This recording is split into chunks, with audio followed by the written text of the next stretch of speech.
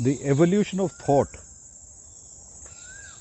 When we were young, our thoughts were coerced or fashioned or channeled by our parents. You must do this, ye karna chahiye.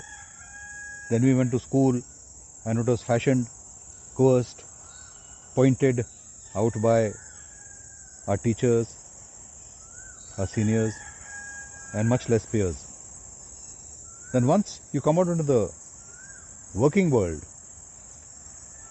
where you are doing your career, things are mostly fashioned by either your peers or your politicians who want you to act in a certain way for the benefit of them or for everyone around them.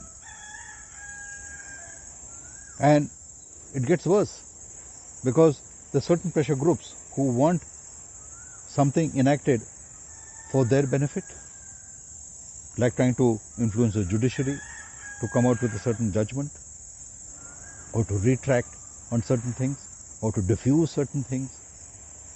So these so-called peer pressure groups can be positive or they can be very negative and disadvantageous to the society as a whole. Some people think that certain judgments are against them and they want that changed, whereas some people say it's very proactive. So how do you balance the two?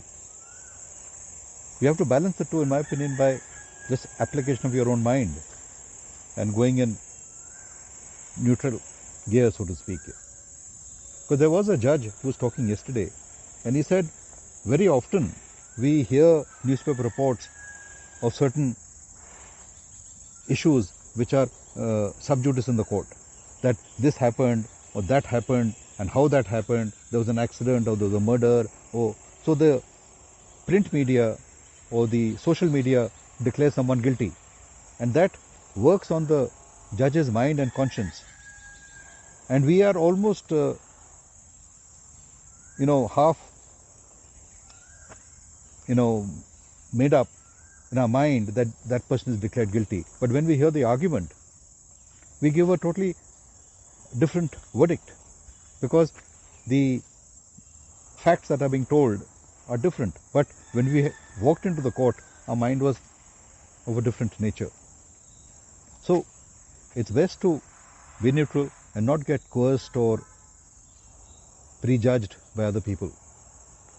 Or don't try and think of something on your own just because other people are telling you to do that. But that's almost like I had said earlier. If you mix with the bad, you'll act bad. If you mix with the good, you'll act good. And so are your thoughts. If you mix with the bad, they'll take you that way.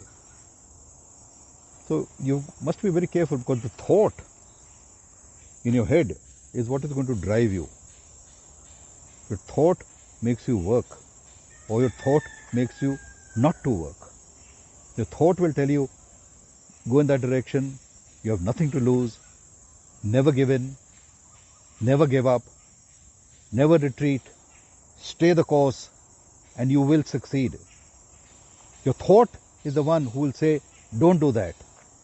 Your thought is the one which takes you to war. Your thought is the one which will make you fight with your spouse, which will make you fight with your bosses and with your people around you.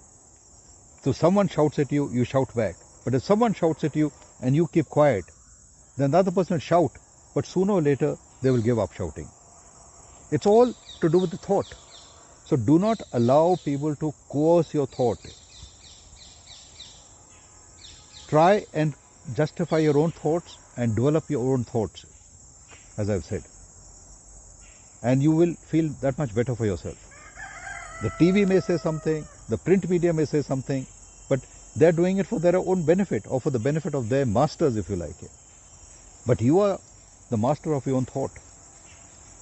Remember that. You are the master of your own thought. Fashion it so that it works for you. It must work for you and makes you move forward.